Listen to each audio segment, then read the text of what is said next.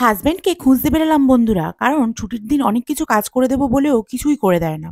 নমস্কার সবাইকে, আমি রেণুকা চলে এসেছি একটা নতুন ব্লগ ভিডিও নিয়ে। আজকে একটু বেরিয়ে পড়েছিলাম, আর কোথায় গেছিলাম, এই যে একটা অনুষ্ঠান বাড়িতে, এবং তার সাথে সাথে একটা আত্মীয়ের বাড়িতেও ঘুরে এলাম। আর এই বেদানা কাটার ভয়ে খেতে পারি না, ভালো লাগে না। বলছে নাকি শরীরে রক্ত নেই।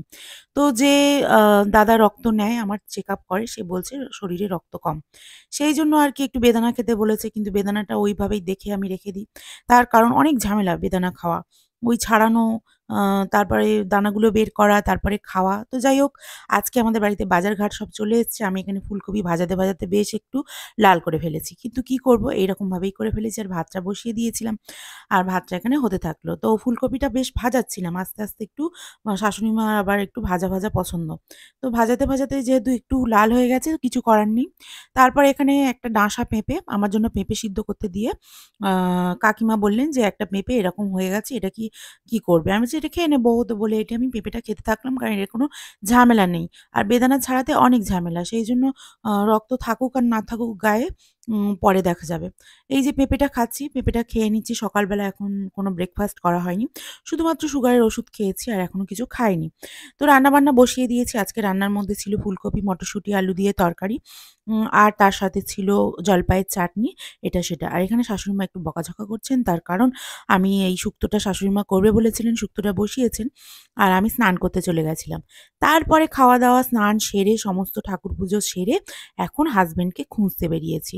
কারণ ওর আজকে আমার একটা কাজ করে দেওয়ার কথা ছিল। কিন্তু কিছুতেই করে দিচ্ছে না। কি করব? আবার বাইরে গিয়ে দেখলাম বাইরে বসে গেম খেলছে। তো আমি ভাবলাম যে আচ্ছা, এই কারণেই বাইরে বসে গেম খেলছে। ঘরের মধ্যে গেলে কি সমস্যা? তো বলল ঘরের মধ্যে টাওয়ার নেই। ওইজন্য বাইরে নাকি গেম খেলছে। তো আমি কি আর করব? নিজে, নিজেই নিজের কাজ করি। আর ওকে আর ঝামেলা করলাম না। তবুও একটু বললাম। তারপরে একটু ওর কাছে বসলাম। তো বললাম, "একটু বন্ধুদের হাই করো," এটা সেটা। তো ও তো কোনো কিছুতেই রাজি নয়। তো তারপরে এই যে দুজন মিলে একটু বসে ভিডিও বানিয়ে নিয়ে আবারও ঘরে চলে যাব। আবারও আমি ওকে একটু বিরক্ত করছিলাম যে, "আমার ওই কাজটা একটু করে দাও, করে দাও।"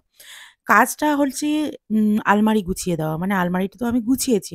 কিন্তু যে আলমারিতে অনেক পরা জামাকাপড় থাকে, সেই আলমারিটা মানে আমি গুছিয়ে উঠতে পারছি না। বেশ কয়েক সপ্তাহ হচ্ছে, যতই গুছাচ্ছি ততই ঘেঁটে যাচ্ছে।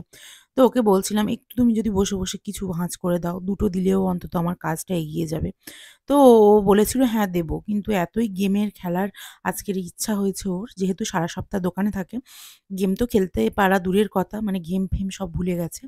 যবে থেকে বিয়ে করেছে তবে থেকে একটা ছেলের মাথায় দায়িত্ব এসে যায়। কি করে কি ইনকাম করব, কি করব না করব, তাই না?